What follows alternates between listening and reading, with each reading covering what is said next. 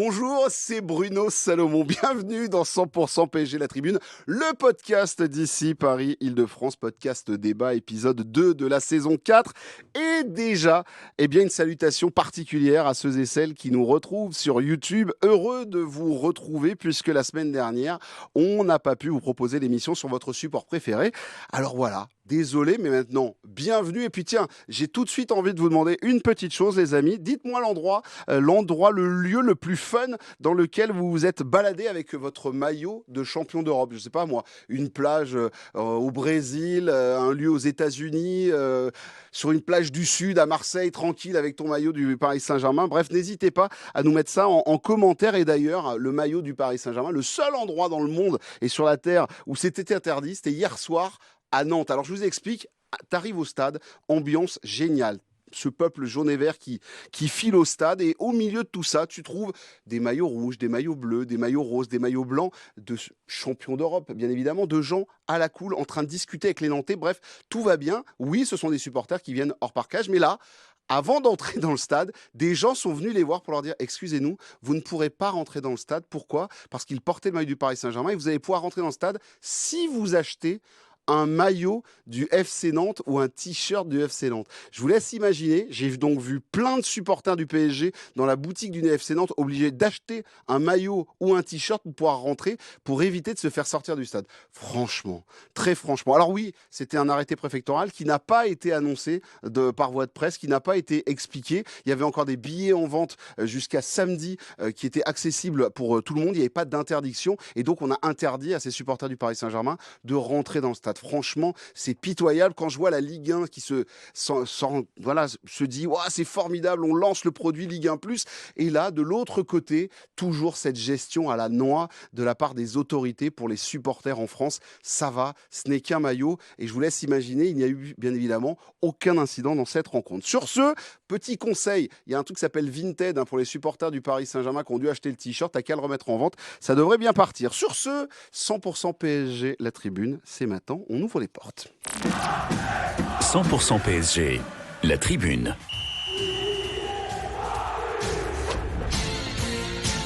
Au sommaire de cette tribune, le PSG qui ouvre sa saison en championnat par une victoire hier soir. C'était donc dimanche, le score 1-0 face à Nantes et son bloc très très bas. Tout ça grâce à la cavalerie qui a sonné la charge en fin de match. But de Vitinha. Dans cette tribune, on va évidemment passer ce match à la moulinette avec le j'aime pas et on enchaînera avec des questions autour de ce match mais aussi sur l'actu du Paris Saint-Germain en commençant par la prestation d'Ilya Zabarny. Qu'avez-vous pensé de son premier match à notre défenseur ukrainien sous le maillot du PSG? Alors oui, on l'a peut-être peu vu, mais il a fait certaines choses et on va bien évidemment les décortiquer. On évoquera aussi le cas de notre Titi, le Titi du PSG, l'un des Titis du PSG, Warren Zaïre-Emery. Est-il plutôt un arrière droit ou un milieu de terrain? Oui, maintenant on va se poser la question parce que franchement, on ne sait plus trop où le placer sur la pelouse. Et enfin, on évoquera les lofters du Paris Saint-Germain. Ils s'en vont un par un. Enfin, peut-on parler d'une victoire de la direction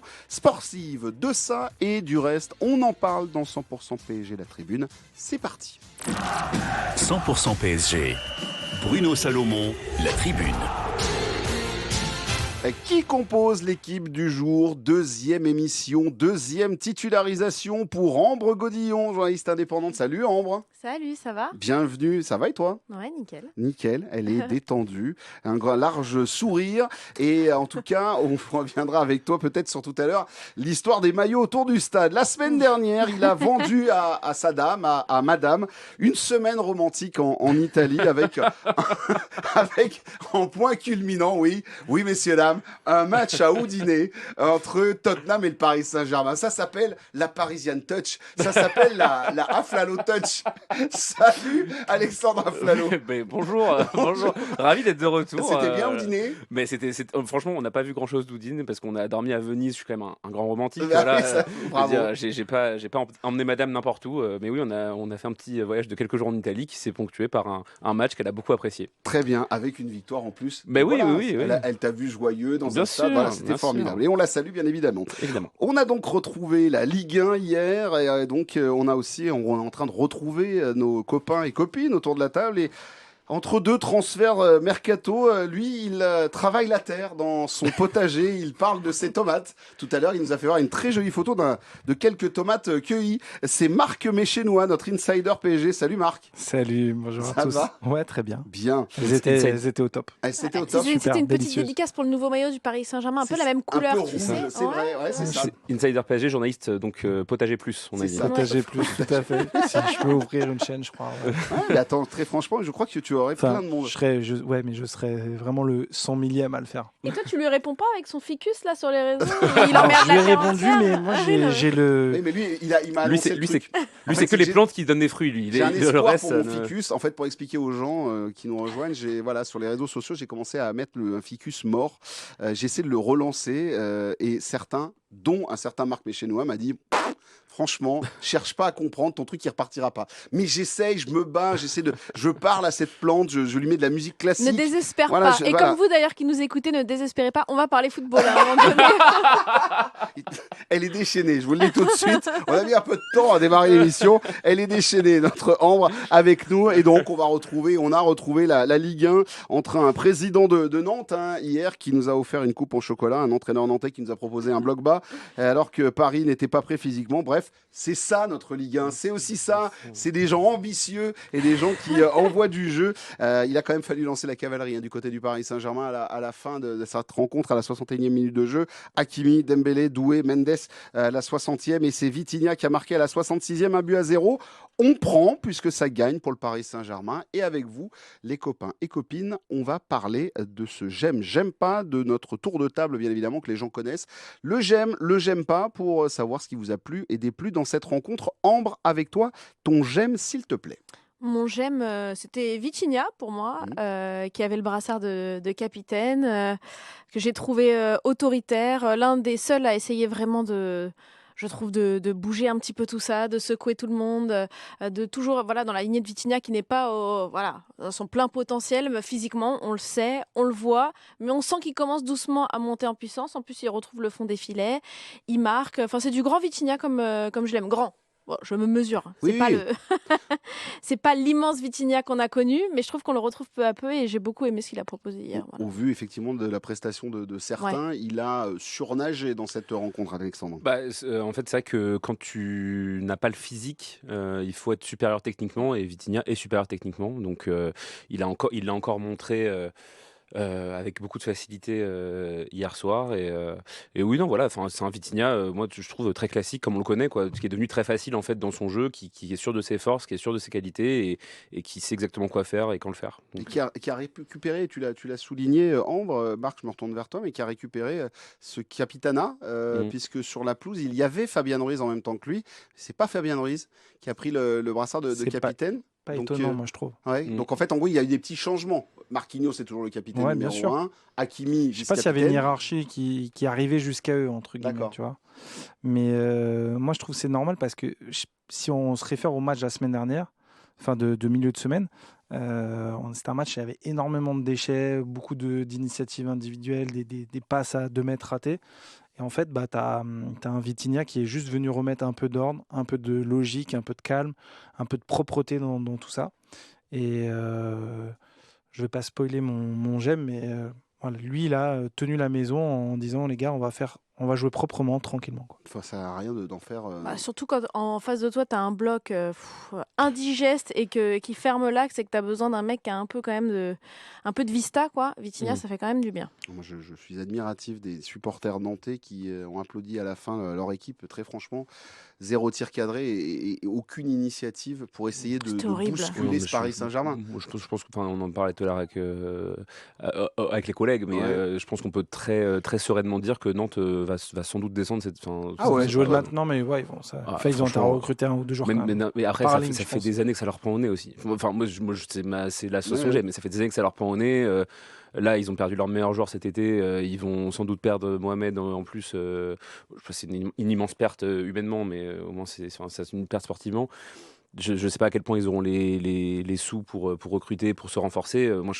Et en termes de jeu, ça Ah non, Ça fait des années que ça Enfin, propose pas là, grand-chose. là, ils en l'ont tout cas. refusé le jeu. Là, Oui, c'était Oui, ils non, ont bah oui, refusé, non, mais ça, c'est un pas- déni, là. c'est une équipe qui propose pas grand-chose depuis Mais à un quelques moment, temps quand même. à un Après, moment donné, non. tu affrontes le PSG au Ouais, meilleur bah moment oui, quand même, bah, avec une équipe qui a fait ça me- tourner comme pas possible, qui a pas les cannes. Vas-y, un Ouais, peu mais de... ça en dit long. une équipe qui rentre un peu dans le nez du Paris Saint-Germain, tu peux essayer. Moi, je suis Parce que ce que disait ce matin Vincent Deluc dans le journal de l'équipe, de toute façon, le résultat est le même, ils ont perdu. Donc tu te fasses un peu ouvrir ou que ça se termine mal, voilà, ils ont quand même perdu, donc ça servait à rien de refuser. Bon bref, et vous savez quoi, on n'est pas sur 100% Nantes, la tribune. C'est ça, voilà. effectivement. 100% Canaries. Ah, c'est pas ça vrai. s'appelle 100% Canaries. Ah, bah, Ouais, très ouais. bien. Tout à fait. On l'apprend tous les jours. Marc Méchénois, alors ça tombe bien, il voulait pas spoiler son carton, mais en fait, il ne l'a tellement pas spoilé qu'on ne le fait connaît pas. transition. C'est-à-dire que Je fais- nous-mêmes, dans la conversation WhatsApp, on attend Ouais. toujours de savoir Toujours, quel sera toujours le aussi j'aime. WhatsApp au Voilà, faible. Non, mais lui ne le sait même pas non plus. C'est-à-dire que là, il va décider maintenant. Voilà. Le j'aime Non. de Marc Méchénois. Bah non, moi je trouvais qu'à défaut de. J'ai aimé la gestion globale du match parce qu'à défaut d'avoir du rythme, Paris, en fait, ils ont su faire avec ce qu'ils n'avaient pas. En fait, ils ont su composer avec ce qu'ils n'avaient pas. Quand tu n'as pas de rythme, tu peux pas provoquer correctement, tu peux pas faire des changements de rythme, comme ça le dit, tu peux pas envoyer des grandes courses. Donc, bah, tu as contrôlé le match avec un Vitinha en sénateur, parfait. Tu as empêché toute velléité adverse. Et bah, en fait, tu t'es dit, de toute façon, on va contrôler le match. Et puis, on va, à un moment donné, planter une banderie. Et ça suffira. Et c'est exactement ce qui s'est passé. Et je trouve que c'est très, très intelligent de la part du PSG, la manière dont ça a été géré. Parce que, en fait, tu peux aussi très bien être dans une logique où bah, tu peux te blesser. Parce que tu as repris depuis 10 jours, 11 jours. À vouloir faire un peu n'importe quoi, bah voilà, ça peut être un début de saison dangereux. Et je trouve que tout a été géré parfaitement dans ce match. Et moi, j'avais un petit peu peur pour Paris sur ces 2 premiers matchs de la saison. Et en vrai, quand je les vois aborder les 2 derniers matchs, je suis hyper excité de les voir en forme. Je pense qu'ils vont encore faire une saison de fou. Alex veut réagir et après je vais venir te voir. Non, mais j'ai eu un peu la même sensation moi quand j'ai vu du coup le match contre Tottenham où en fait je dis pas que c'était volontaire d'être mené 2-0 à la 85e et de revenir à 2-2, mais par contre il y a eu une montée en régime à partir de la 75-80e minute, mais qui a été, ça a été le jour et la nuit. Donc en fait, effectivement, quand t'as pas de rythme, quand t'as pas les jambes, tu fais avec la technique, tu fais avec ce que tu peux pour essayer de maîtriser un peu le match jusqu'à la fin du match, et à la fin t'accélères et tu donnes tout à la fin, et c'est logique et c'est bien fait. Mais ça après de toute façon, on commence à savoir que Luis Enrique et son staff gèrent très très bien les physiques, gèrent très très bien les cadences. C'est un de leurs très très gros points forts. Donc voilà, on l'a encore vu. Ambre, pardon, vas-y, je te prie. Après, j'allais dire, moi, on va pas se mentir que les 5 changements, et là, Ça aide, c'est... ça aide. Ah bah, ça favorise évidemment les gros effectifs, les grands clubs, et pourtant l'effectif, il n'est pas non plus pléthorique du côté de Luis C'est sûr. Enrique, mais quand tu vois que tu arrives à faire rentrer toute l'armada là. Le changement à la Ouais, mais ça 60e, fait il fait un partie peu, de la il fait un peu gestion. mal. Ouais. Ça fait Mais c'est partie vrai de que la Oui, gestion. mais les 5 C'est-à-dire que changements favorisent, on va pas mentir, t'as- le Paris Saint-Germain dans la configuration comme ça où Je suis ton d'accord, effectif mais il est bien jusque-là, plus t'avais pas important que perdu le match. l'adversaire. Ouais, c'est clair. Tu vois, jusque-là, tu n'avais pas perdu le match et tu le contrôlais. Tu t'es jamais mis en danger dans ce match, même en ayant tes tauliers absents. Tes tauliers, ils t'ont permis de le gagner, mais ils t'ont pas permis de ne pas le perdre. Tu vois. Mais par Si on contre, veut. ce qui est assez rigolo, et justement, on vient de le voir sur les 2 matchs qui viennent de se passer, Ambre, c'est que justement, les remplaçants ont fait la différence fin de match sur le match de Tottenham, et là, à nouveau. C'est-à-dire que même si c'est peut-être les plus forts qui sont entrés sur Nantes, quand Kangin Lee, Gonzalo Ramos rentrent face à Tottenham, ça veut dire que ça a été aussi calculé. On sent que Luis Enrique, il a déjà calculé son parcours de... Ah, il l'a dit de toute façon en conférence de presse que les états de forme n'étaient pas les mêmes pour tous, que évidemment que le staff performance du Paris Saint-Germain analyse les données vraiment à chaque entraînement. Sur ça, ils sont irréprochables. Et d'ailleurs, pour moi, le cahier des charges, il est rempli parce qu'il y a une victoire, c'est OK, mais surtout parce qu'il n'y a pas de blessure. Ouais. Et que là, après la saison qu'on a vécue la saison dernière, quand on commence là, ce qui est pour le Paris Saint-Germain, des matchs de préparation, moi, ce que je vais guetter de très près, bah, évidemment, c'est les physiques, c'est les corps, leur manière à encaisser à chaque fois les minutes, qui sortent du banc ou qui soient sur le terrain. Et pour l'instant, la copie sur ce plan-là, je trouve qu'elle est parfaite. Elle est parfaite, effectivement, pour le Paris Saint-Germain. J'ai juste une petite information qui est très importante. Si vous êtes dans une conversation avec des amis ce soir, demain ou après-demain qui vous disent oui, les 5 changements, rappelez-vous toujours que Marseille a fait 5 changements face à Rennes et que ça n'a servi à rien et que ça les a plombés complets. N'hésitez pas, placez ça comme ça dans une petite conversation et vous verrez, je suis quand même allé regarder. Il a vraiment fait ses 5 changements pour aller se planter du côté de Rennes. Bah quoi, elle est belle, non? Attends. C'était tellement gratos. Bah oui, mais ça se place dans une conversation. Mais bien sûr. Avec des potes, voilà, des amis marseillais, tout ça, tu te branches. J'ai pas dit que c'était pas bien, j'ai dit que c'était juste gratuit. Oui, ça c'est vrai. C'est vrai. Je suis assez content de moi. Mais bravo, il y a de quoi. Allez, c'est à toi. Oui, bonjour. Bonjour. En préambule, je dois dire que j'aime beaucoup ce nouveau maillot. Ah, donc déjà c'est un j'aime. C'est vrai. C'est un j'aime beaucoup. Ouais, J'aime beaucoup ce nouveau maillot. Je l'adore. Non mais toi avec tes tomates, on savait. Hein. Bien sûr. Non, mais moi déjà, le PSG en rouge, c'est toujours oui. D'accord. Et, ce rouge-là électrique. Ouais, mais la petite nostalgie de l'époque Total 90, moi, c'est non, ça me. Alors, ce qui est marrant, c'est que vous voyez tous Total 90. Alors, j'ai pas le maillot là, sûrement, on vous le présentera dans quelques temps. Au début des années 2010, il y a le début de l'ère Qatari, je crois qu'il y avait un maillot rouge. Bah, Néné, hein. Non, mais moi, j'ai oui, souvenir, le maillot saison rouge. 2010-2011, le 2010-2011, c'était le maillot domicile qui était rouge parce que c'était les 50 ans du club. Mais après, il y en a eu régulièrement ces dernières années. Il y en a eu régulièrement. De toute façon, on a tous des images, de toute façon, quand on a des couleurs. Le rouge comme ça, c'est le rouge de. C'était le rouge avec la barre bleue sur le côté, là. Non, puis même le rouge des années 70. C'est le rouge des années 70 aussi, comme ça. Oui. Pardon ? C'est le rouge des années 70. Oui. Non, mais oui, mais c'est une couleur. Juste pour vous rappeler, pour ceux qui n'ont pas vu et ceux qui écoutent le podcast aussi, ce maillot est. S'ils n'ont pas vu le match, totalement rouge, petit liseré bleu sur les manches, petit liseré au col, avec sur la poitrine le logo et une espèce de comme un... Oui, c'est en fait une espèce de liseré aussi qui traverse en gros tout le Voilà. maillot. C'est comme un écusson sur un tout peu. le torse. Bon, tout ça pour vous dire que c'est bientôt les 30 ans de Alexa Flalo et qu'il vient nous faire une petite passe D. Voilà, pour qu'on lui offre le maillot rouge. Merci de me rappeler l'approche de cette date terrible. Oui, donc voilà, donc je voulais juste dire que j'aime beaucoup ce maillot et bravo aux équipes de NEC et du Paris Saint-Germain, on les embrasse, on les salue. Et sinon, pour parler de football, du coup, je l'ai souvent eu des j'aime pour lui qui ont été un peu critiqués par les gens de cette compagnie de joyeux lurons. Mais j'ai beaucoup aimé j'ai beaucoup aimé le match de Lucas Beraldo, qui pour une fois a fait un vrai bon match. Alors pour une fois, entendons-nous, parce qu'en fait d'habitude je dis qu'il a fait un bon match, mais personne n'est d'accord avec moi. Là, a priori, il a fait plutôt l'unanimité. Alors entendons-nous bien, en face c'était très très faible, mais le peu de sursaut que les Nantais ont pu avoir ou d'envie d'aller taquiner un peu, d'aller tester les compétences de gardien de Lucas Chevalier, Beraldo a dit non. Il a dit non, mais il faut rester là, c'est bien. Et puis voilà. Donc il a été très bon, il a été très. J'étais un peu inquiet pour lui parce qu'il a récupéré le numéro 4 cette saison. Le numéro 4 est maudit, on le rappelle, parce que tous les joueurs qui l'ont porté ces dernières années. Tu rappelles qui l'a porté? Tu veux Krikoviak, Sergio Ramos, Krikoviak, Stambouli, Cabaye. Ça m'est en train de nous faire rêver. Attends. C'est pas mal déjà. Il y a déjà pas mal. Il y a déjà deux. Mais donc voilà, j'étais un peu inquiet pour lui par rapport à ça, mais pour l'instant ça va. Voilà. Sur Lucas Beraldo, il est en plus sorti d'une séquence. On l'attendait un peu au tournant, Marc, parce que après ça, j'ai fait dire un très gros mot, mais son match loupé face à Chelsea, pour pas dire plus, où il a pris un bouillon monstrueux en finale de Coupe du Monde des clubs, où je pense que dans les 2 heures qui suivent le match, son départ est annoncé par certains insiders, que derrière, lui est obligé de faire un rectificatif en disant non, c'est pas vrai, je veux rester, je veux m'imposer au Paris Saint-Germain. Il aurait pu vivre une mauvaise séquence. Là, premier match où il est titularisé, il en impose. Certes, c'est Nantes, mais on l'attendait et il ne s'est pas raté.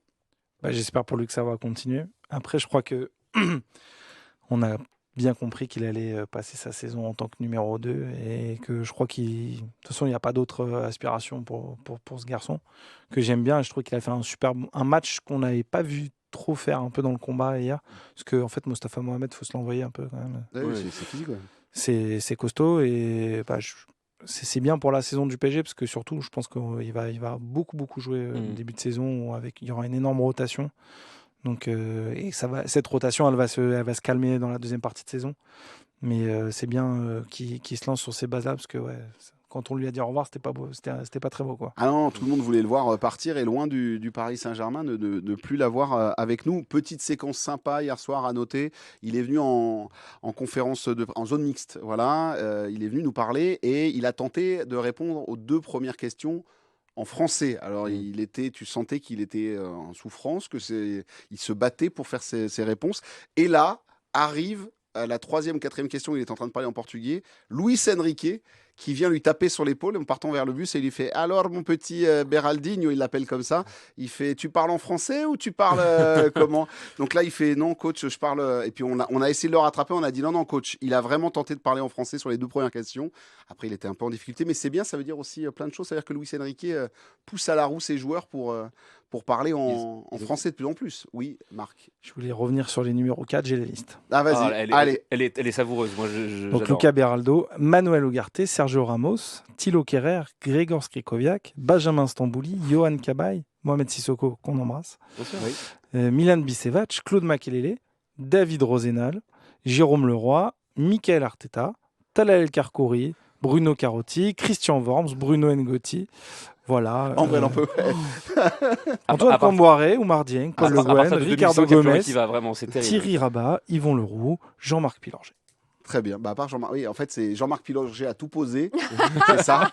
Il a tout pris. Jean-Marc Pilorget. Et après, adieu pour les autres, quoi. Voilà. Adieu pour les autres. Beraldo, on y croit de ton côté, Ambre, sur une saison, ou est-ce que ce sera le parfait backup pour Pacho? Ouais, je partage l'avis des garçons. Je pense que ce sera le parfait backup. C'est OK. S'il arrive à montrer en puissance, à montrer comme il l'a fait.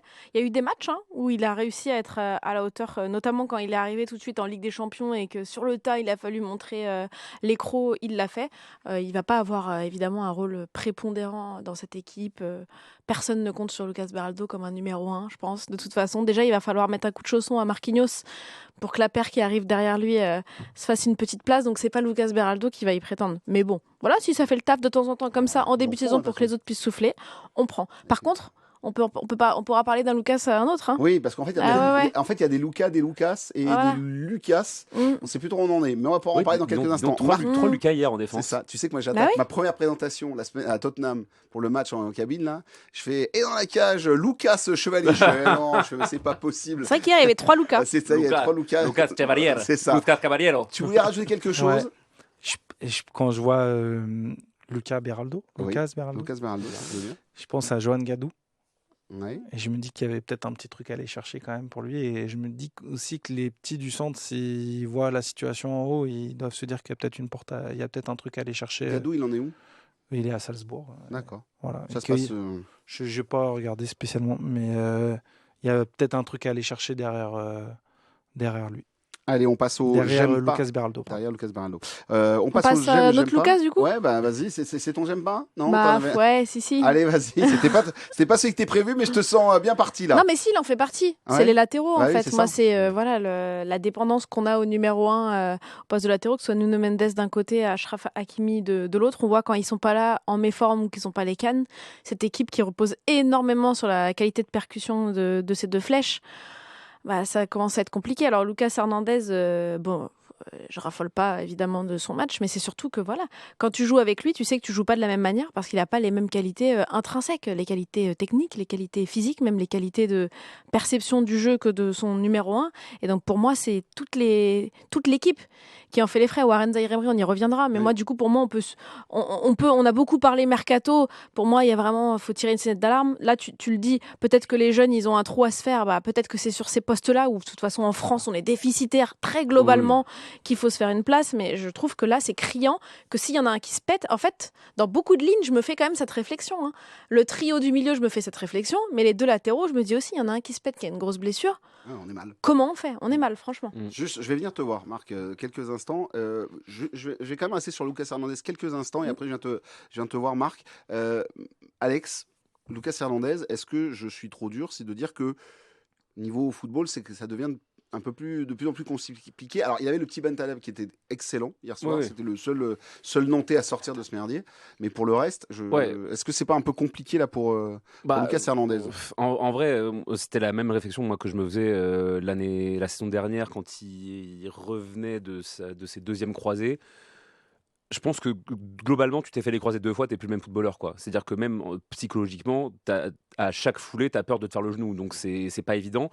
Lucas Hernandez, il a toujours eu un jeu très rugueux, très dur, très, quand t'es dans l'impact en très plus. impactant. Mm. Donc c'est sûr que si tu joues un peu avec la crainte, et même si elle est pas non plus, même si elle t'envahit pas, c'est pas non plus, il est pas non plus voilà, mais tu joues avec la crainte, tu joues avec un peu avec le recul frein. Enfin, t'étais pas serein quoi. Après, moi surtout ce que dit Ambre est très juste, c'est-à-dire que quoi qu'il arrive, même s'il était en pleine possession de ses moyens physiques, c'est pas du tout le même profil que Nuno Mendes, et ça c'est sûr que ce soit lui sur le terrain ou Nuno, tu joues pas de la même façon, et c'est surtout ça pour moi en vrai la vraie question, c'est-à-dire est-ce que Luis Enrique a envie d'avoir des vrais suppléants à ses latéraux, ou est-ce qu'il a envie d'avoir juste des mecs qui sont capables de prendre cette place-là sur le terrain? Pour l'instant, ça a plutôt l'air d'être ça l'option privilégiée, quoi. C'est ce qui ressort. Bah oui. Depuis maintenant un an. Oui, tu voulais réagir, Marc, sur un des propos de Ambre, parce que tu parlais d'une place, enfin des places peut-être à se faire. Est-ce que tu vas venir nous chercher sur le petit Boli? Bah ouais. Eh oui, parce qu'on rappelle, Boli, prénom David Boli. 2009. Voilà, 2009, qui est un latéral droit. Une lettre presse, c'était magnifique. Ouais, c'est ça. David Bowie. Ah oui, c'est vrai. Oui, pardon, j'étais en train de me dire, je n'étais pas parti là-dessus. C'est juste un des plus grands artistes de l'histoire, Bruno. Mais écoute, on n'est pas sur une radio musicale. Voilà, c'est ça. Alors que tu sais que j'aime ça, en plus, le truc, mais bon, entre le potager et la musique, moi, je sais plus où j'en suis. Maintenant, ça suffit. Et donc, il en a été question. Une question a été posée à Luis Enrique samedi sur qu'est-ce qu'il allait faire justement de David Boli, qui failli m'y mettre à cause de toi. Vraiment, ça, c'est vraiment malin, quoi. Alors, et donc, il en a parlé, sauf qu'il il nous a bien fait comprendre qu'il suivait le dossier de près, puisque le gamin s'est blessé, le petit s'est blessé, il n'est pas encore disponible, mais en tout cas, le staff a envie de le voir et de le mettre à droite. Bah, il a repris le 15 juillet, enfin autour du 15 juillet, ils ont repris, je crois 16 ou 17 d'ailleurs, le groupe Espoir, et lui, c'est un 2009, donc ça veut dire quoi? Il a 16 ans. 16 ans. Ouais, il a fait sa première année de centre de formation l'année dernière. Et il joue avec les 2020. L'année dernière, il jouait la Youth League, en fait, titulaire en Youth League. Donc, pour discuter avec quelques scouts de clubs européens, c'est le prospect qui est observé en ce moment au Paris Saint-Germain. Il a repris avec le groupe Espoir. Je crois qu'il a fait une petite redescente avec les 17, je crois, peut-être pour des raisons de physique. Mais évidemment que c'est le joueur que le staff et la direction sportive va suivre chez les jeunes. Est-ce qu'ils veulent lui faire une place? Je ne sais pas. Oui, parce qu'en ne recrutant pas, ils sont en train de lui faire une place là. Mais ils l'attendent, c'est ça? Est-ce qu'après, il n'y a pas de la place pour recruter un latéral polyvalent qui peut jouer à droite et à gauche? Je crois qu'il y en a sur le marché. Je ne sais pas, mais ça me paraît un peu tôt déjà pour le voir aller envoyer un match en Ligue 1. Après, c'est un bon profil et c'est un garçon qui a une bonne mentale aussi et qui sera surveillé. Bon, le dernier Boli qui a joué au Paris Saint-Germain, c'était Yannick, et je vous rappelle qu'on nous l'avait annoncé au Real Madrid. Donc moi, je fais quand même toujours attention avec les Boli. Voilà, mais c'était à une certaine époque, bien évidemment. Mais j'étais en train de chercher son nom depuis tout à l'heure, parce que je me souviens que le PSG avait recruté aussi au FC Porto un jeune latéral portugais, donc s'appelait Serif Nagam.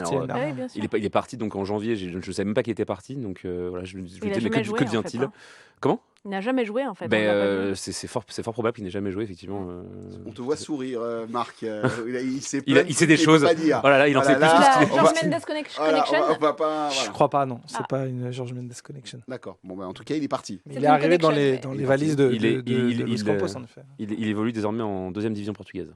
Et il vous embrasse. Et en parlant de l'Athéon, je vous invite à aller regarder le but de Yoram Zagué avec le FC Copenhague ce week-end, puisqu'il est parti là-bas au Danemark et il a marqué un fort joli but. Et on lui souhaite bien évidemment une bonne continuation. Vous êtes sur Radio Scandinave. Oui, c'est ça. Alors, ça, tu sais que ça peut être mon truc.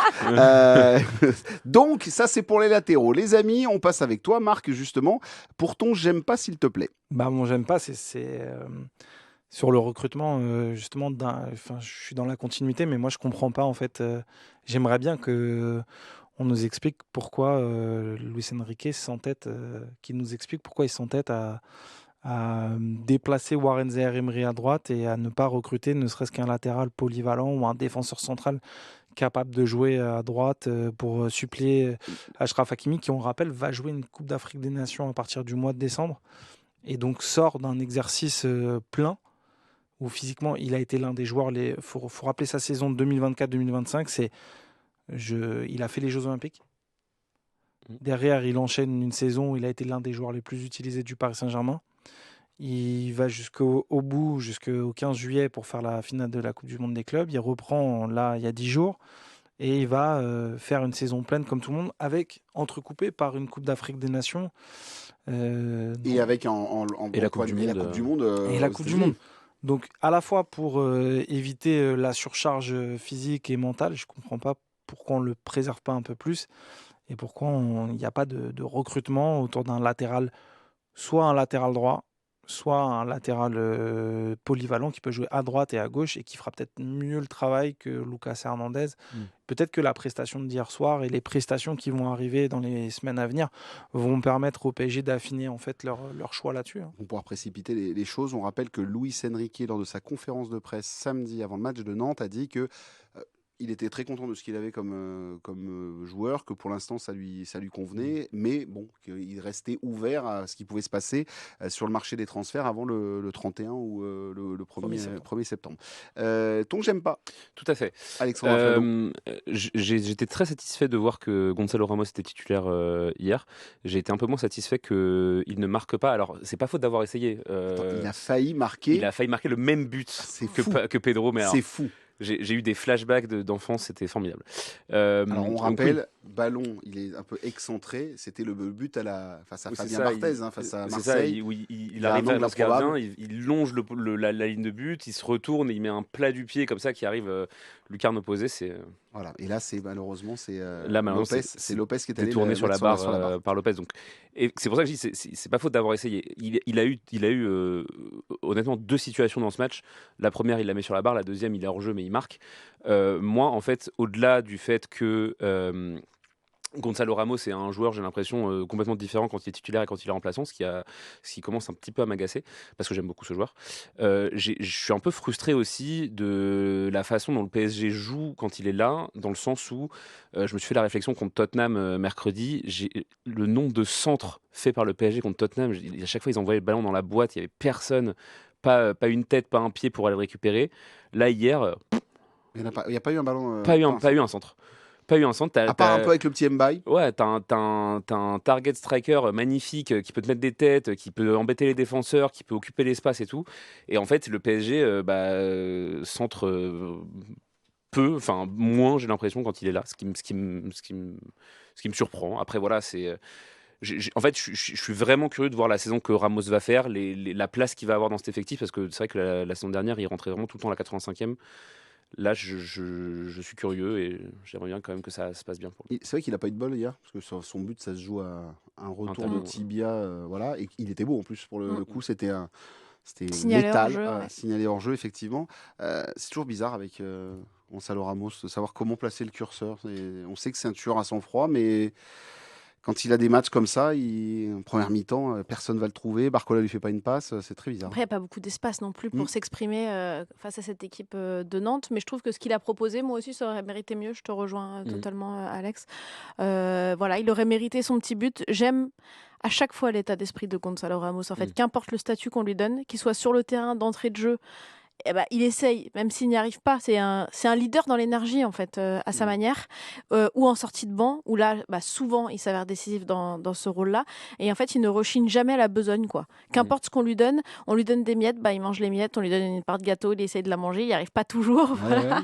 Mais il essaye, Gonzalo Ramos, et ça, j'aime beaucoup. Je pense que voilà, c'est l'un des rares joueurs qui peut se suffire de ce statut dans cet univers footballistique, quand on a beaucoup de talent, comme Gonzalo Ramos, quand on peut être un titulaire en puissance avec sa sélection. On a souvent, voilà, toi tu bosses pas mal sur le mercato, des joueurs qui en demandent plus, qui vont s'épancher dans les médias, dans les zones mises, qui montrent des signes un peu physiques, tu sais, ils font un peu la tête sur le terrain. On connaît tout ça, on les a vus. Gonzalo Ramos, il n'est pas de cette trempe-là. Ouais. Il se suffit de ce qu'on lui donne, et c'est tellement important dans un effectif comme ça que moi, voilà, je salue le bonhomme. J'espère vraiment qu'il va continuer comme ça. Et il est champion d'Europe. C'est peut-être ça en fait qui le satisfait. Hein, je sais pas. Mais... Il apprend les choses. Là, c'est ça qui le satisfait. Hein. En tout cas, ce qui est sûr, c'est que c'est un garçon que moi j'aime beaucoup, et encore hier soir, ça frappe. Jamais un mot de travers, quoi. Jamais. Moi, je l'ai vu à la présentation du maillot là. C'était jeudi. Il était là. Et content d'être là. Ouais, il est là, il est content. C'est comme Joao Neves. Alors Joao Neves, c'est the small world. Ouais, mais bon, il est heureux. Il y en a un qui est titulaire, pas l'autre, quoi. Ouais, mais Ouais. Gonzalo Ramos était content aussi. Enfin, tu vois, tu le sentais. Et voilà, il fait partie des events, il est là. En plus, il était avec Paoletta, ils ont discuté tous les deux. Enfin, Mais tu vois, dans une hiérarchie, quand tu compares avec un Kangin Lee, ah bah, c'est pas le même bonhomme, quoi. Mm. Et c'est vrai que Kangin Lee peut tenter des choses. D'ailleurs, merci à Kangin, on le remerciera toujours. La Super Coupe d'Europe, c'est grâce à C'est lui. grâce Ça à lui, lui. offre un petit totem d'immunité dans Ah, cette ça me fait tribune mal, pour je- quelques temps. un tout petit totem. Mais hein, hein. voilà, un petit totem. Mais n'empêche que Kangin Lee, dans le langage corporel, il dégage quand même souvent pas la même chose. Tu sens qu'il se contente Ouais, pas c'est de clair. son rôle. Tu sens qu'il est toujours à 2 doigts d'aller choper un micro pour dire ce qu'il pense. Tu sens... Bah, Alors que, ouais. T'es pas d'accord, Marc? T'es Qu'est-ce pas qu'il y a d'accord Je l'ai fait quelques fois en zone mixte. Il est plat. Il est plat comme un mannequin. Et franchement. On dit une limande. Et je trouve que. Ah, mais t'inquiète pas qu'il est je- pas plat comme Ouais, un mannequin ça, je quand sais. tu l'as dans les coulisses. hein. Ça, je sais. Et, quelques personnes m'ont dit que les rapports qu'il pouvait entretenir avec certaines personnes au club. Bref, et l'autre truc, c'est que moi, je trouve sur le terrain, il n'y a pas tant d'évolution que ça, quoi. Ah non. Je veux dire, sa feinte de corps, il va revenir pied gauche. Je veux dire, on la connaît tous. C'est-à-dire, quand je le vois déborder, j'ai envie de dire, on sait que tu vas aller à gauche. N'y va Tu vas aller pas, sur on ton sait pied que gauche. tu y vas. N'y Super va Coupe, pas. il t'a pas donné un petit. Oh, il Ben nous a non, donné, parce il nous qu'en a donné fait, un petit c'est bonbon, quoi. là où en fait où il te surprend la Super Coupe, c'est juste qu'il est pas dans sa zone Ouais, c'est vrai. habituelle, et c'est pour ça qu'il nous surprend.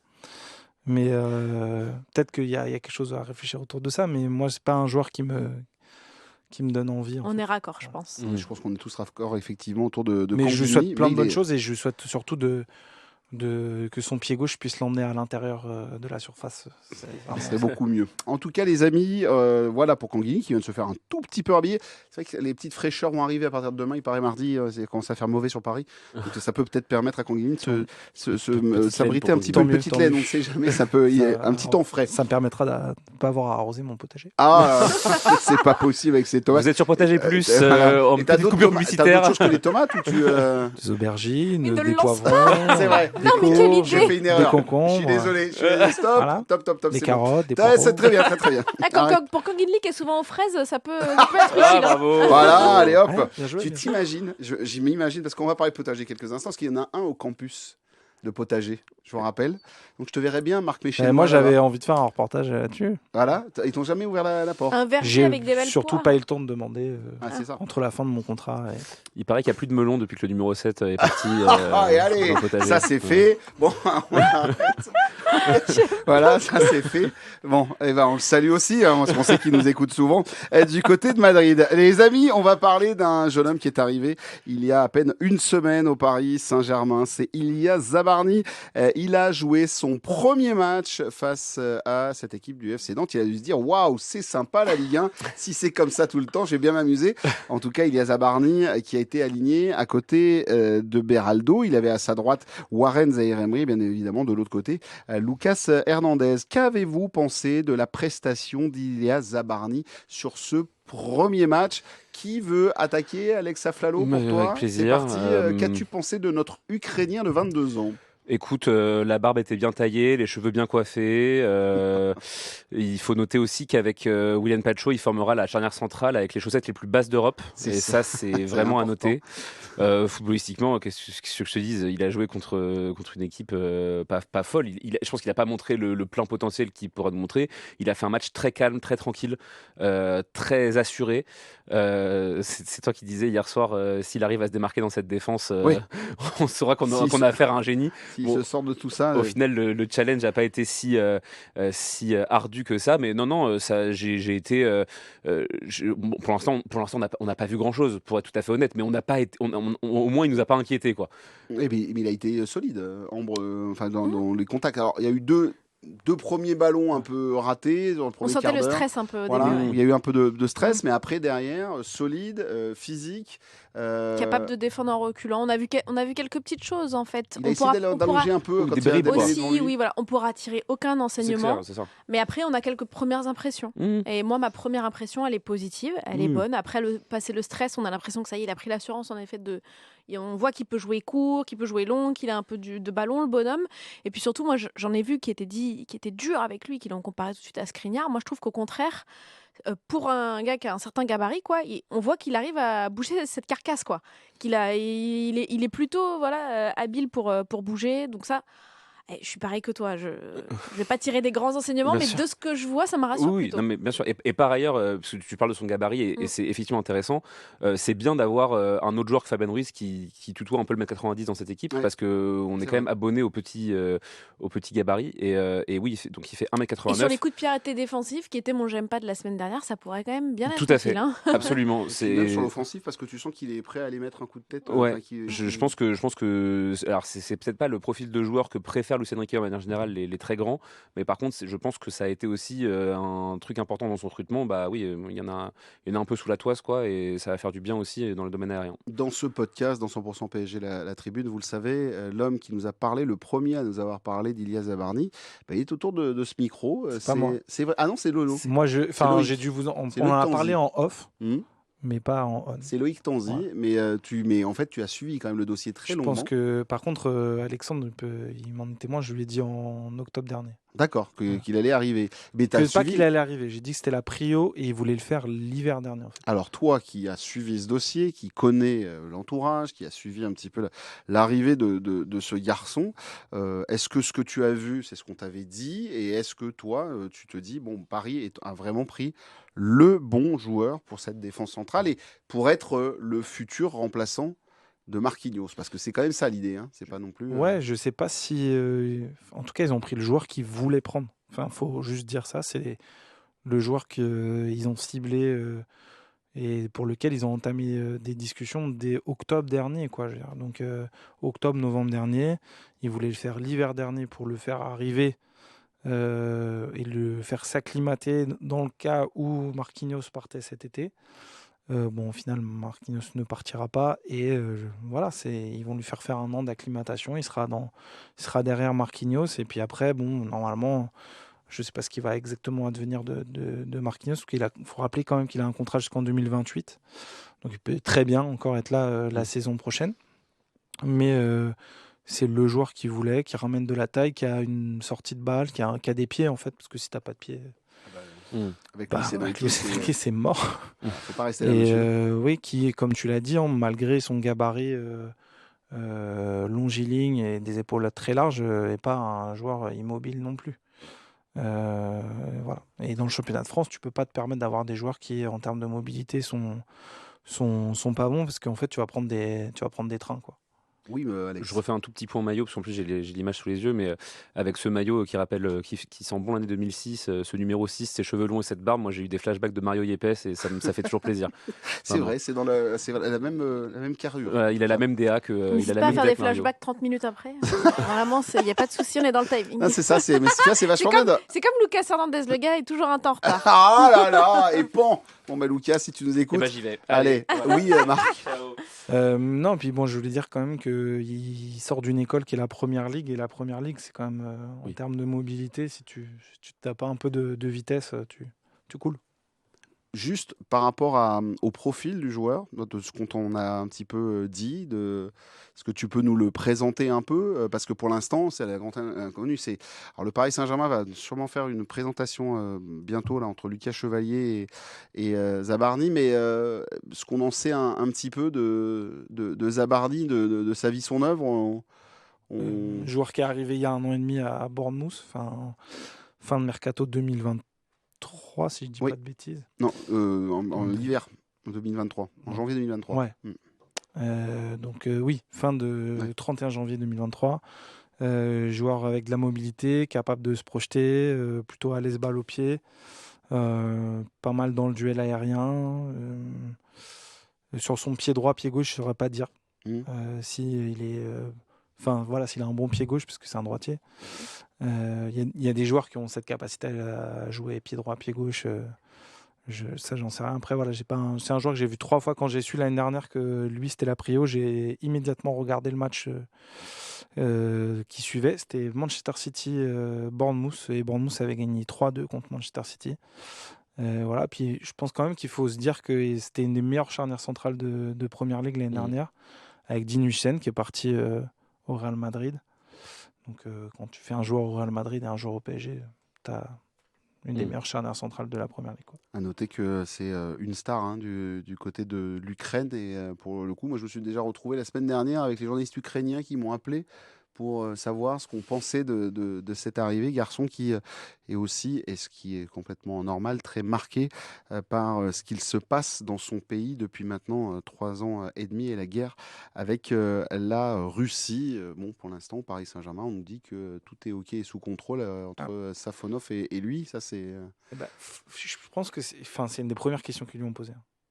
Donc, quand ils ont été dessus, c'est une des questions qu'ils lui ont posées. Je crois que ça a été un des objets de réflexion très long pour le joueur.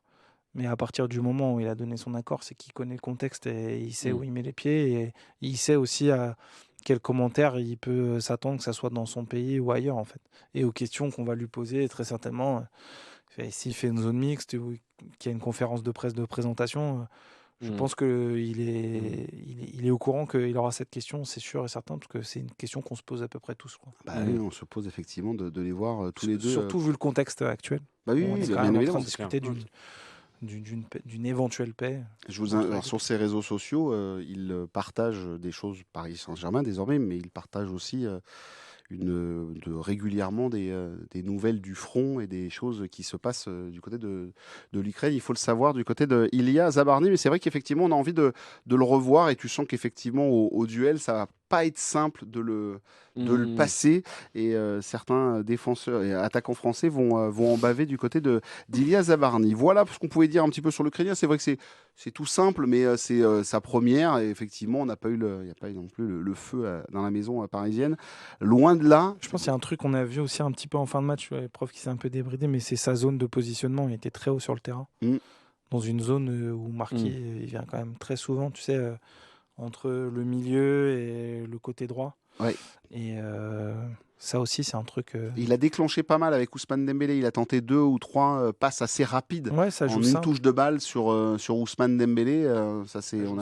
Il n'est pas embêté avec le ballon, un peu comme notre gardien de but, Lucas Chevalier. Évoquons un autre garçon avant ensuite de parler des lofters du Paris Saint-Germain dans cette tribune PSG.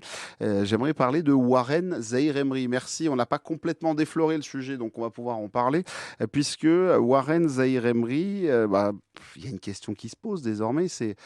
Alors au début, moi j'étais parti sur, tu vois, est-ce qu'on retrouvera un jour Warren Zaïre-Emery à son top, à son prime. Et puis Romain Bédouc, le camarade avec qui je prépare à chaque fois l'émission, a dit, et si on posait plutôt la question de savoir si c'est un latéral droit ou un milieu de terrain, ou est-il encore milieu de terrain et Warren Zaïre-Emery, donc est-il encore un arrière droit ou un milieu de terrain, Warren Zaïre-Emery? Question. Ambre, tu as l'air motivé sur cette... ça t'inspire pas du tout, Warren Zaïre-Emery? Il y a plein de choses à dire, mais en fait, j'ai pas la réponse, quoi. C'est une question tellement ouverte, avec tellement de données qui dépendent de son état de forme mentale, je pense, après ce qu'il a vécu, on rappelle, la saison dernière, état de forme physique, parce que c'est pas le même poste aussi, ce que ça demande. Est-ce que Luis Enrique attend d'un latéral droit? Alors, un latéral droit... T'es convaincu, lui, dans ouais, mais un latéral droit avec des qualités de milieu de terrain. Donc, sur ça, Warren, quand même, coche quelques cases et il semble quand même répondre à pas mal de choses, plus finalement qu'un milieu de terrain où de toute façon il est condamné à pas exister avec le trio, sauf si en effet il y a une blessure, mais quoi qu'il arrive il sera pas au diapason technique de ce que les trois autres proposent entre eux. Donc ça, pour moi c'est un peu fermé, quoi, cet entrejeu, à part jouer les seconds rôles. Donc il peut les jouer derrière Achraf Hakimi, qui, on le rappelle, on le disait il y a quelques instants, va jouer une saison où il pourra pas refaire 60 matchs, donc il y a peut-être une fenêtre de tir à prendre de ce côté-là. Après, moi je sais pas, je suis perplexe, je suis un peu triste de ce qui se passe avec Warren, et moi j'ai envie, pour répondre à la première question que tu nous poseras pas, du coup, de le revoir un jour à son plein potentiel, mais je crois que ce Paris Saint-Germain-là, comme un TGV, a tout gagné un peu sans lui, quoi, cette saison, et que ça va laisser des stigmates maintenant. Mais pourtant, dans sa confiance. Pourtant, il est l'un des joueurs il est le 11e joueur en termes de temps de jeu avec le Paris Saint-Germain la saison dernière. Mais quand Guindy l'a aussi, si tu vas là-dedans. Oui, mais c'est pour dire que voilà, il a fait 3000 minutes la saison dernière. Alex, en fait, est-ce que tu es convaincu ou est-ce que toi tu veux le revoir au milieu de terrain et te dire qu'il faut le... Moi franchement, tant qu'on le voit, je suis content déjà. parce que c'est un joueur qui nous a tellement fait entrevoir un futur potentiellement grandiose. Enfin, il a tellement de talent que pour moi, ce serait gâché de le voir sur le banc, pourrir sur le banc, parce qu'il n'est pas à son poste préférentiel. Je trouve que en fait, c'est un débat sans en être un pour moi, parce qu'en fait, dès qu'il a commencé à jouer en pro avec le PSG, il a tout de suite été dézonné en milieu droit. Enfin, il a jamais été cantonné à un seul poste. Son poste préférentiel, c'est effectivement c'est relayeur, mais il a toujours été utilisé à plusieurs positions. Donc c'est un peu la malédiction, on va dire, d'être si polyvalent, quoi. Maintenant, moi, il y a un truc aussi que je constate, c'est que le trio milieu de terrain, comme le disait Ambre, aujourd'hui, il est réglé comme du papier à musique. Ils ont en commun d'avoir une très grande finesse technique, une très grande compréhension tactique du jeu, où peut-être Warren est pas encore tout à fait au même niveau. Mais par contre, Warren, la qualité qu'il a, c'est qu'il c'est un joueur très physique, un joueur de percussion. C'est un gamin qui va très vite, c'est un gamin qui est très... Tu bouges pas facilement à c'est un l'épaule. Ouais, mais bulldozer. t'as Joao devant Et toi. Hein. non, mais oui, et peut-être que justement le meilleur poste pour lui dans ce PSG-là, dans cette configuration-là, pour avoir du temps de jeu, en tout cas, ce serait peut-être justement sur le latéral droit, pour avoir de l'espace devant lui, pour avoir des grandes courses à faire, pour faire parler la vitesse, faire parler la percussion. Peut-être. En tout cas, ce qui est sûr, Marc, c'est que il y a ce côté, c'est ce que veut Luis Enrique, c'est d'avoir des joueurs polyvalents. Ça, c'est son truc. Mais est-ce qu'on n'est pas en train de gâcher finalement le garçon à lui Voilà, imposer c'est ça d'être la dans ce question. couloir droit? En fait, c'est est-ce que lui, il a envie de ça, en fait? Mm. Est-ce que lui, quand tu le mets là, il se sent épanoui? Est-ce que je pense qu'on a, en plus, on a Elle compte vraiment cette question. Bah, bien sûr, elle Désolée compte. de le dire. Hein, mais... Mais elle compte parce qu'elle joue Mm. sur sa performance, elle joue sur Mm. son attitude sur le terrain. Je pense qu'on le voit quand l'année dernière, il joue. Moi, je me souviens du match à Lille. Il joue, il est latéral droit en phase défensive, mais milieu en phase offensive. Tu as l'impression que bah, c'est un peu un pansement, tu vois. Qu'il est là pour. On lui dit t'es milieu en Colmate, phase en fait. offensive. Ouais, mais est-ce Parce que tu dois que, pas en t'en fait, t'es contenter un milieu. Nuno, il aime pas être le troisième défenseur. Marquis a pas aimé jouer milieu de Ouais, terrain mais en sous fait, il y Tourelle en ou a. machin. Nuno Mendes, en fait, à un moment donné, il a imposé un rapport de force au club qui a fait en sorte que le club change son fusil d'épaule le concernant, en fait. Et peut-être qu'il est temps aussi pour Warren d'imposer un rapport de force en disant bon, bah, je veux être vraiment dans la. Enfin, déjà, il faut qu'il soit performant, en fait. Parce que quand il joue à son poste, il n'a pas été performant l'année dernière. Donc, on est en train d'essayer de dire est-ce qu'il n'y a pas une voie de garage à droite parce qu'il n'est pas performant dans l'axe? Warren Zaïre-Emery, quand il a été très performant avec le Paris Saint-Germain, c'est milieu de terrain, en fait. Ah bah oui. Et je pense que dans ce PSG, il a un truc à apporter. Quand je vois Fabien Ruiz prendre des courses entre le défenseur central et le latéral adverse, je crois que Warren Zaïre-Emery, il est complètement capable de faire ça. Juste, je crois qu'il n'a pas la même finesse technique quand il reçoit les ballons. Et c'est un axe de progression qu'il peut avoir. Mais moi, je suis sûr que enfin, je crois que dans le jeu de Luis Enrique, il a un truc à apporter avec un profil que les trois autres n'ont pas. Alex. Moi, juste le seul truc où je suis un tout petit peu en désaccord avec toi, c'est que toi, tu dis en gros le fait de le mettre latéral droit, c'est un peu genre faute de pouvoir le mettre au milieu, on va le ranger là, et puis comme ça, voilà. Moi, en fait, quand je vois le rôle du latéral droit au PSG, quand je vois Achraf Hakimi jouer sous Luis Enrique, je vois un latéral droit, mais je vois aussi un milieu de terrain, je vois un ailier, je vois un buteur, je vois un machin. Et en fait, peut-être que justement, pour développer le joueur de football qu'est Warren Zaïre-Emery, il y a peut-être intérêt aussi à le voir à ce poste-là, à le voir un peu marcher dans les pas d'Achraf Hakimi, à le voir suivre un peu les mêmes idées physiques, tactiques, etc., pour qu'il puisse aussi avoir peut-être retrouver une importance, retrouver de la confiance. Parce qu'en fait, je pense que sur la question de l'épanouissement dont tu parlais, je pense que lui, il sera épanoui là où il sera bon. Et s'il découvre qu'en étant latéral droit dans un rôle très hybride comme celui qu'a Achraf Hakimi, bah, en fait, il est meilleur, il est plus performant, plus décisif, il touche plus de ballons. Ouais, mais en fait, Tu quand vois tu vas au milieu de terrain, en fait, tu fais un combat avec trois autres joueurs. Mm. Alors que quand tu vas en latéral droit, tu fais un combat avec Mais un seul autre pas joueur latéral droit de Luis Enrique. Voilà, dans Ah lequel non. il n'y a pas de combat, en fait. Ouais, Parce que mais- c'est le meilleur latéral droit du monde pour Luis Enrique, qui le répète quand même assez régulièrement. Donc, en gros, tu sais que si tu te déportes à droite, bah, en fait, tu seras toujours Tu ne derrière seras que Hakimi. numéro 2. Tu seras que numéro 2. Alors que si tu fais le combat avec les trois, en fait, potentiellement, bah, il y en a un qui peut se blesser, il y en a un qui peut être dans une période de méforme, il y en a un pour qui, en fait, lorsque tu rentres, bah, tu donnes plus de garantie qu'un des trois. Tu vois ce que je veux dire? Tu fais le combat à trois, alors que faire le combat face à Achraf Hakimi, il est perdu d'avance. Sauf que si on le laisse au milieu de terrain et qu'on décide de continuer sur le milieu de terrain. Il se retrouve avec la concurrence de Seny Mayoulou, qui lui aussi est dans les bonnes grâces de Luis Enrique. Donc finalement, il est même peut-être pas numéro 4 au Paris Saint-Germain en mois. Oui, sachant qu'il y a aussi Désiré Doué, on voit la Tout volonté à fait. du coach de le faire redescendre d'un cran et de lui donner les Je suis moins qualités d'un fan milieu de terrain. pour vous dire de Désiré Doué au milieu de terrain. Mais bon, ça, c'est Ouais, autre chose mais pour moi. et sûrement que Désiré Doué, typiquement, s'épanouit moins au milieu de terrain à cravacher un peu plus pour les copains qu'être devant pour C'est shiner un truc devant qu'il les a autres. déjà fait, en tout cas à Oui, oui. Rennes, en tout cas. Ouais. Et c'était, ça, Et vu tu qu'on le vois parle souvent. d'épanouissement, je pense que dans cette équipe, Luis Enrique, c'est pas un critère pour lui. Je pense l'épanouissement de ses joueurs.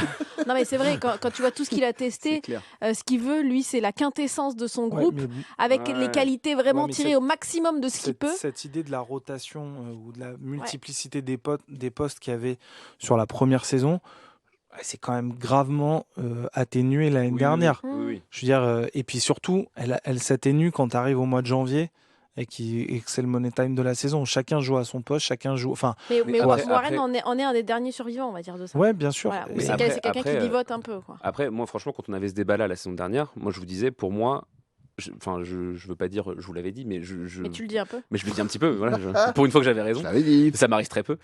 Moi, je vous disais, je pensais pas que Luis Enrique allait perpétrer ce truc de l'ultra polyvalence et de faire jouer les joueurs n'importe où ad vitam aeternam. C'est-à-dire que pour moi, il mettait les joueurs, et notamment Nuno Mendes, mais ça on a vu que depuis ça s'est arrangé, il mettait les joueurs dans un inconfort tactique le plus possible pour que justement ils aient ce truc de pouvoir être malléables au moment où ils doivent être malléables, mais qu'en qu'ils aient leur poste avec juste assez de flexibilité pour rentrer dans les cases de Luis Enrique.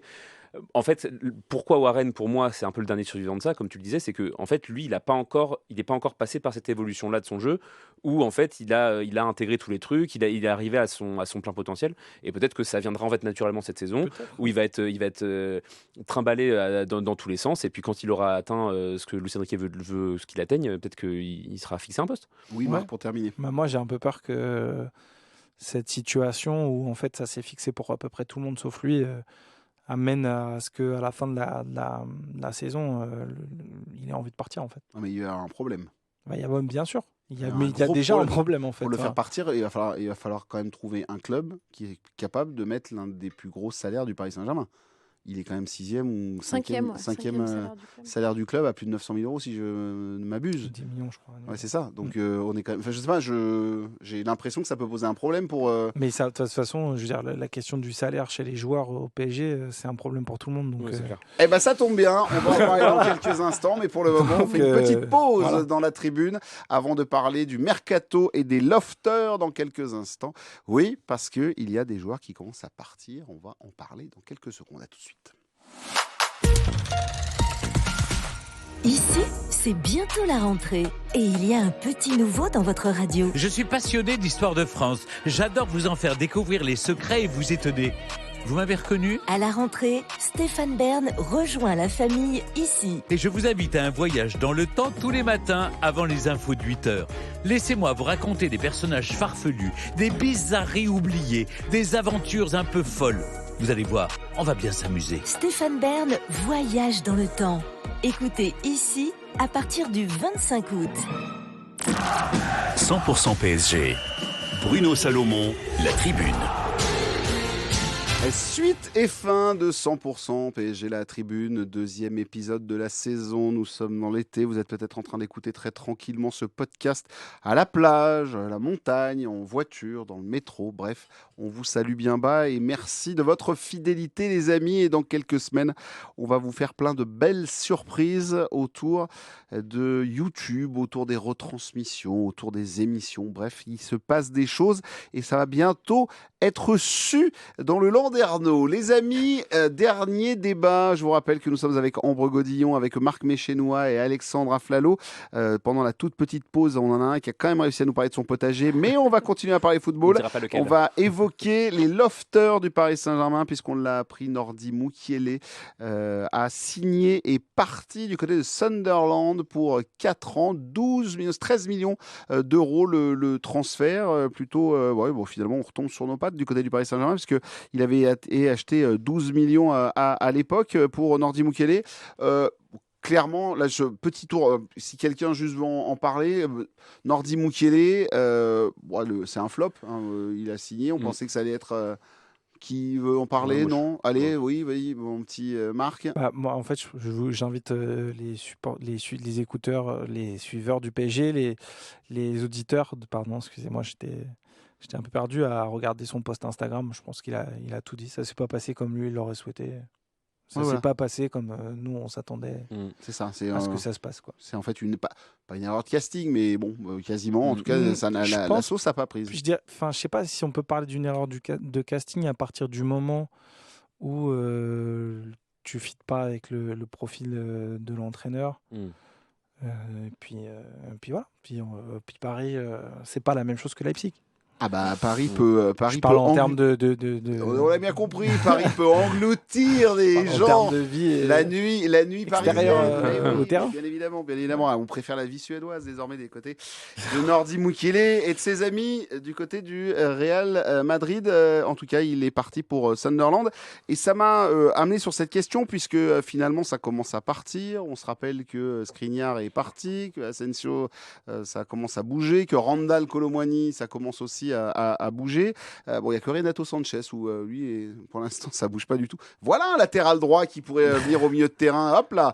Non, ça passe. on rigole, mais moi, Renato Sanchez ou Luis Enrique, j'ai envie de voir ça, hein, pardon. Ah ouais, bah, pour l'instant, Lui n'a pas envie de voir ça, mais moi, j'ai envie de voir La ça. question, c'est si tu as envie de voir le Renato Sanchez d'il y a 5 ans, oui, mais si tu veux voir le Renato Sanchez de maintenant, c'est non. C'est non, d'accord, ok. On l'a perdu pour le football, c'est Je ça? sais pas, c'est que c'est plus la même vélocité. Je pense que c'est surtout un joueur qui est pas fiable en termes de physique.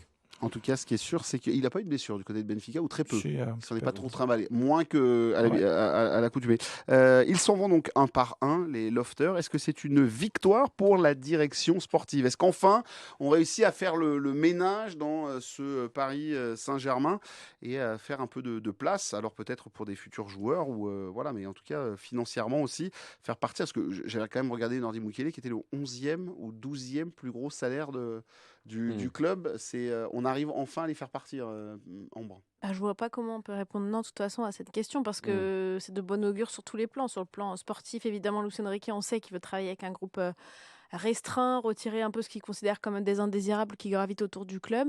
Et puis, évidemment, sur la politique sportive, sur les sous, voilà, ça va libérer un peu de masse salariale pour essayer de recruter peut-être des vrais backups qu'on réclame tant ici dans la tribune. Donc en fait, je vois pas sur quel plan ce serait bien de laisser vivoter des joueurs qui en plus pour la plupart ont du talent mais sont juste pas taillés pour le profil du Paris Saint-Germain ni ce pourquoi le coach a des exigences. Donc voilà, bon vent, bonne route à tous, merci. Il y en a certains, c'est plus décevant que d'autres, mais c'est bien qu'ils filent tous ailleurs, quoi. Il y en a un jour, il faudra qu'il nous explique et qu'il nous fasse une petite séance de psy. C'est quand même Asensio qui nous explique ce qui s'est passé au mois de novembre ouais. dernier. Tout a bugué avec Luis Enrique alors qu'il était un joueur Enrique compatible. Qu'est-ce qui te fait sourire? Mais toi, tu connais plein. Non, je sais Alors, pas. vous savez quoi? Faut regarder l'émission vidéo parce qu'on a gros taquin. Voilà, on a Marc le jardinier sur la droite là qui nous regarde. À chaque fois que tu parles d'un dossier, il sourit. Donc on Il a sait. envie Ah de non, mais lâcher les après le match doses. contre Toulouse, ouais, ils sont pris le chou. Je sais pas ce qu'il s'est dit, mais. Ah bah, ça a dû aller loin parce que pour le coup. Ouais, mais pour peut-être le que après. Parce qu'à Birmingham, match Aston Villa, le retour, les deux se croisent.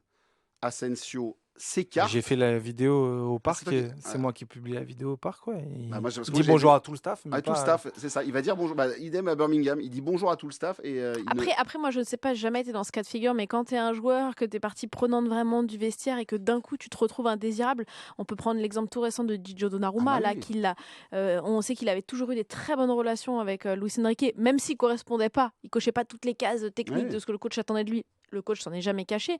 Mais là, le virage que c'est en train de prendre, évidemment, il l'a ciblé dans son communiqué, Gigio Donnarumma, parce que socialement, tout ça, c'est dur quand même. Quand tu es, Ah bah numéro 1, d'un coup, tu es rétrogradé et tu es plus que rétrogradé. Tu es mis sur le côté et puis on te laisse sur le bord de la route, puis on t'emmène même pas en voyage. Et en fait, que ce soit Asensio, Gigio, tout ça, qu'importe les statuts, je sais pas, je l'ai pas vécu. Hein, mais je pense que psychologiquement, le retour de bâton, il est très difficile quand même. Une violence rare. Ouais. Oui, Marc. Ouais, moi, je voulais revenir sur la méthode. Je rappelle que c'est une méthode que Luis Campos a mise en place quand il est arrivé à l'été 2022. À l'été 2022, quand il fait ça, je vous assure, il y a les entourages de tous les joueurs qui appellent toute la presse suiveur du PSG pour dire c'est un scandale, c'est machin, c'est ceci, c'est cela, c'est une honte de faire ça, le traitement, c'est inhumain. Si vous nous faites ça, donnez-nous la fin de notre contrat, on s'en va avec grand plaisir. Et en fait, quelques années plus tard, on se rend compte que c'est normal, que c'est entré dans le bon fonctionnement du club parce que le club se fait respecter. Et moi, je trouve que c'est ça qui en ressort en fait quelques années après. Et je voulais revenir sur Gigio Donnarumma. J'étais un peu déçu de ne pas être là la semaine dernière. Ouais, c'est violent, mais quand j'ai lu les déclats de l'agent de Enzo Raiola, l'agent de Gigio Donnarumma, je me suis dit que c'était le fait de mettre en place un loft, un groupe qui s'entraîne à part, c'était la meilleure chose à faire. Parce qu'il dit un truc, l'agent de Gigio Donnarumma, il dit « Nous, quand on a su que le club ne voulait pas, après avoir dit que c'était inacceptable, que c'était une honte, après tout ce que Gigio a fait, il a fait que nous, quand on a su que le club ne voulait pas nous prolonger, on avait prévu d'aller au bout du contrat et de partir libre. » En fait, c'est pas parce que lui c'est dégueulasse que c'est pas violent pour le joueur. Mais mais le truc en fait, pas tout mélanger du coup, aussi. en fait, le club, il joue sa partition. Il se dit que s'il veut pas s'embourber un an de salaire et de voir partir un joueur libre à la fin de la saison, il a cette solution, c'est-à-dire de mettre le joueur au pied du mur et de lui dire, écoute, tu vas plus t'entraîner en étant avec la perspective d'être. Il y en a qui peuvent le vivre très mal. Ouais. Et qu'importe ce que disent les agents, qui sont eux des vitrines médiatiques, je suis d'accord. Le cœur, l'humain qu'il y a derrière le joueur. Le club, il peut se dire aussi, nous, on n'a pas envie de payer un joueur à rien faire. Ça, je pense et donc, on lui indique la porte de sortie de manière très claire. Alors, c'est un rapport de force. Je ne vais pas dire que je plains les joueurs et que je plains Gigio Donnarumma. Je sais que c'est violent. Mais moi, je parle vraiment là. J'ai aucun souci sur le fait qu'il va, il retrouvera un club. Il n'y a aucun problème. Il aurait retrouvé certainement un club beaucoup plus facilement s'il était parti libre la saison prochaine ou au mois de janvier avec moyennant transfert. D'ailleurs, il est encore là et il n'est pas parti parce que Manchester City, il faut quand même sortir Ederson et que ça se fait pas en un claquement de doigts. Donc, je pense que, tu vois, pour se prémunir de ce genre de situation, Luis Campos est un directeur sportif qui a horreur de laisser rentrer un joueur dans sa dernière année de contrat. Et pour se prémunir de ce genre de situation, il y a cette solution qui a été employée et qui permet en fait mais moi je dis juste que c'est un aspect qu'on développe pas assez peut-être, mais c'est l'impact psychologique que ça a d'être partie prenante dans un projet et du jour au lendemain d'en être borduré. Et je parle vraiment pas des agents, des familles qui sont souvent des polluants un peu qui gravitent autour de ces joueurs-là, qui eux prennent de plein fouet le fait que tes affaires elles sont plus dans le vestiaire. Je condamne absolument pas Luis Campos ou Luis Enrique parce qu'ils font leur job, ils le font bien. La politique sportive, elle est claire et elle est délimitée maintenant, c'est évident. Mais juste qu'il y a un impact derrière. Moi, à l'époque, j'avais parlé avec Danilo Pereira, la violence avec laquelle il a été sorti du groupe, il l'avait très mal vécu. Vraiment, ça a été très difficile pour lui. C'est une situation complètement différente. Voilà, mais même tu peux prendre Skriniar cet été. Ça a été très difficile pour Skriniar qui avait envie de s'inscrire dans le projet.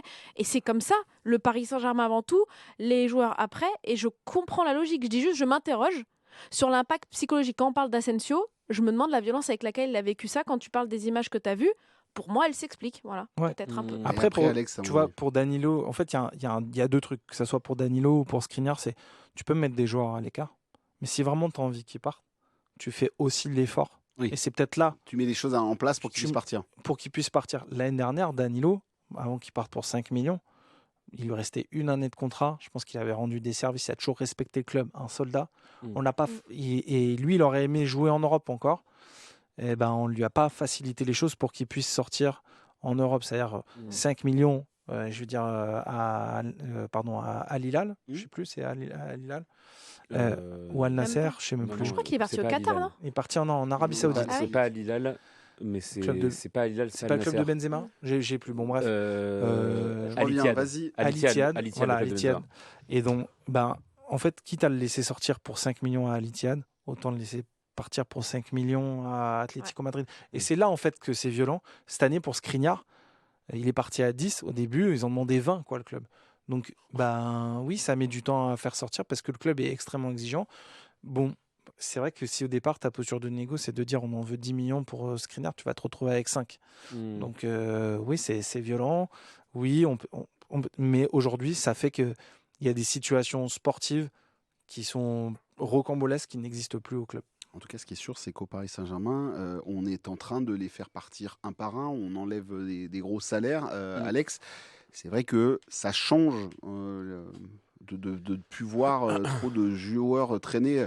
Des Renato Sanchez, ça fait des plombs. Nordi Mukele, ça fait des années qu'on se trimballe ce genre de profil. C'est parce que ça fait des années que ces mecs-là sont prêtés jusqu'à ce que la fin de leur contrat arrive et que maintenant ils arrivent à s'en aller. Le PSG a toujours été un mauvais vendeur. Il arrive depuis quelques années quand même à faire sortir des joueurs.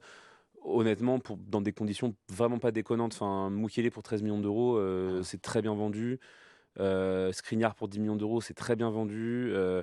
Donnarumma, faudra voir combien tu vas toucher dessus, parce que c'est quand même un des meilleurs gardiens du monde, même si le marché des gardiens, c'est... Il reste un an de contrat aussi. Ouais, il reste un an de contrat et le marché des gardiens est beaucoup plus bas que le marché des joueurs de champ. Mais voilà, c'est évidemment une bonne chose. Faut épurer. La vraie problématique, on l'a effleuré tout à l'heure, mais c'est vrai qu'il y a cette histoire de salaire.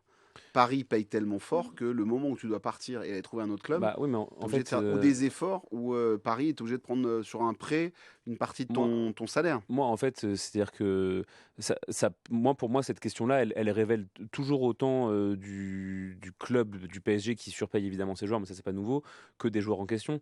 C'est-à-dire quand tu es un joueur de foot avec l'ambition de jouer, d'enchaîner des matchs, d'être un peu performant, d'être un peu visible, est-ce que tu décides de t'enfermer dans le placard du PSG et de te contenter de ta situation en prenant ton confortable salaire, ou est-ce que tu consens à des efforts financiers qui te place quand même dans les 0,00001% des personnes les plus riches de la planète pour avoir une situation sportive qui est beaucoup plus avantageuse pour toi.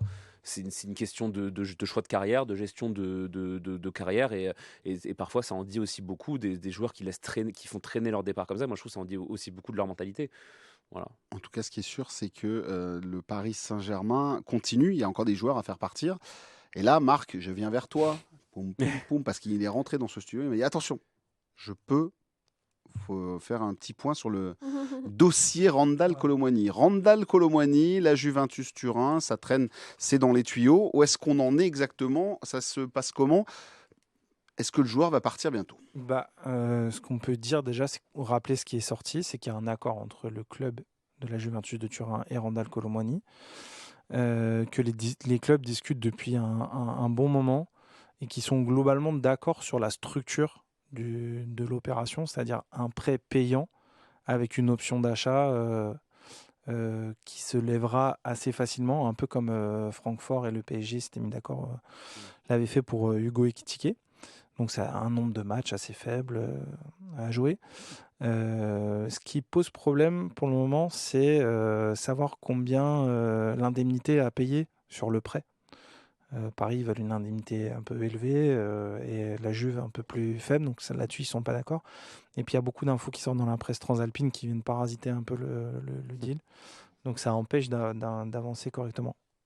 Donc là, pour l'instant, on est quand même bien parti. Le 31 août, ils vont bien réussir à trouver le 1er septembre une porte de sortie pour le joueur. Le faire. Après, qu'est-ce qui va se passer aussi en première ligue? Est-ce que d'un coup, tu as un club anglais qui vient, qui se réveille?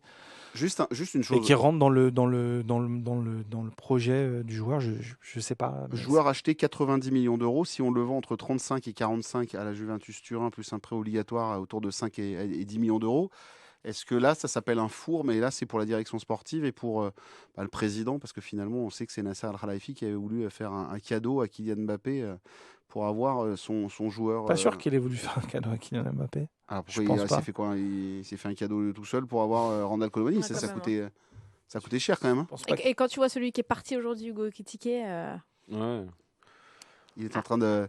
J'ai vu son agent. Je sais que tu connais un peu son entourage. En larmes dans les tribunes du Community Shield pour Anfield, aussi en train de pleurer parce qu'ils avaient réussi après tout ce qu'ils avaient vécu. Arrête de sourire, le jardinier. Qu'est-ce qu'il y a? Ça me fait rire. Non, ça me fait rire. Pourquoi, Marc? C'est sympa. J'aurais envoyé un message pour leur dire que j'étais content pour Hugo parce que c'est un bon gars en fait. Ah ouais, c'est vrai. Ouais. C'est un bon gars en fait. Je pense que dans ce dossier, il faut surtout parler de Francfort qui arrive à vendre des attaquants. Entre Colomwani, Luka Jovic, Omar Marmouche, Hugo Ekitike, je pense qu'ils ont palpé depuis. Surtout Hugo Ekitike, c'est un bon gars, mais qui a pris au PSG, qui a juste pas fait le bon diagnostic en arrivant aussi, quoi. Il s'est dit qu'il pouvait peut-être faire le match avec les 3, alors qu'en fait, le match était impossible à faire. Après, il tombe quand même dans un mauvais timing où C'est ça a clair. été visiblement un fusible facile quand même. Avec pour un faire vestiaire- venir avec un Vandal. vestiaire vérolé en plus. Un vestiaire de fou, quoi. Et c'était puis après, bon. Parce que Hugo Ekitike dans le. Alors, je sais pas, peut-être pas avec le jeu de Luis Enrique, mais avec la doctrine d'un Luis Enrique, le travail de Luis Enrique, tu je peux persuade, peut-être. bien sûr. Tu peux peut-être en faire quelque chose. Et en fait, ça s'est pas joué ni avec Luis Enrique, ni avec Luis Campos. Je crois que ça se joue un peu plus haut, notamment au moment de la négo de son départ à l'été dernier, où Nasser n'était pas très très content de ne pas le voir partir sur les solutions qui étaient envisagées par le club et peut-être pas par lui. En fait. En tout cas, ce qui est sûr, c'est que Hugo Ekitike, on lui souhaite bon courage. Il a quand même démarré avec un but en première ligue et une passe décisive, plus aussi un but dans le Community Shield. Bref, ça se passe plutôt bien pour lui, mais nous, ce qu'on veut, c'est que Randal Colomwani s'en aille, mon brave garçon, parce qu'il ne faut pas rester là. Moi, je souhaite, c'est un bon mec aussi. Et oui, mais c'est pour lui. Moi, c'est plus pour lui. Ça matche pas. À ce niveau-là, il n'y a pas de mauvais joueurs, il n'y a que des mauvais contextes en vrai. Le PSG, c'est juste pas le bon contexte pour eux, mais c'est des bons joueurs, c'est des bons gars. Donc, ça matche pas. En plus, ça ne fit pas avec Luis Enrique, très Il clairement. n'y a pas que des mauvais joueurs, il n'y a que des mauvais contextes. Ce sera ton épitaphe. Oh, super, merci. C'est pas mal. Franchement, on peut peut-être terminer l'émission là-dessus. Qu'est-ce que vous en pensez? mal. C'est pas mal. Tu peux nous la répéter, s'il te Je sais plaît pas si ça marche pour Ilias Sousni. S'il vous plaît, un peu de silence. Il n'y a pas de mauvais joueurs, mon cher Bruno. Et Il n'y a donc que des mauvais contextes. Allez. Non, mais Qu'est-ce qu'il y a? Vas-y. je vais pas dire qu'Ilias Sousni était un mauvais joueur, hein, pas du tout. Parce que je le suis depuis longtemps. D'accord. Mais c'est T'es en train de t'enfoncer. clair que le contexte parisien est voilà, absolument très bien. pas fait pour lui. Voilà, Ouais. mais on Donc, il y a que des mauvais salue. Oui, non, mais le truc, c'est que parfois, pour des joueurs, il y a beaucoup de mauvais contextes. Tu sais qu'on a Moi, je sais pas faire les mots de début, mais toi, tu sais pas On faire a les mots de la fin. commenté, on a commencé J'aime l'émission. pas Vous ne verrez jamais le début d'émission parce qu'on a dû le refaire. Voilà, parce que quelqu'un a parlé. Et là, maintenant, il y en a un qui me flingue le départ. Voilà, c'est terminé pour 100% PSG la tribune.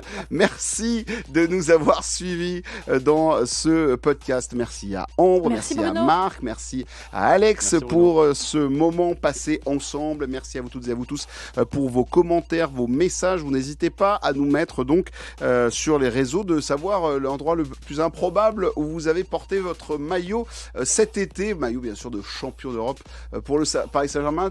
L'endroit le plus improbable. Mont-Saint-Michel pour moi. Très bien. Alexa Dans Flavio la sur le- Gadoue voilà, pendant 2 heures. sur le Mont-Saint-Michel. Très très bien. Ambre, non, t'en as... Moi, en Italie, le lendemain. Très bien. Ah oui, C'est d'être quand même pas content. mal. Ah, c'est pas mal aussi. Marc Méchénois. C'était quoi la question, pardon? Oh là là, voilà, laisse tomber. Allez, merci à toutes et à tous de nous Dans avoir son suivis. potager, t'inquiète. Allez, franchement, il est insupportable. Merci à toutes et à tous de nous avoir suivis. Je vous rappelle qu'il faut nous mettre des petites étoiles, des pouces si vous aimez bien évidemment ce podcast. Et nous, on se retrouve la semaine prochaine, lundi prochain, pour débriefer le match d'Angers, pour parler de Ligue des Champions. Oui, parce que le tirage au sort de la poule unique arrive bientôt. On va retourner au charbon, les amis. Allez, merci à toutes et à tous de nous avoir suivis. Il est temps de débrancher ce podcast.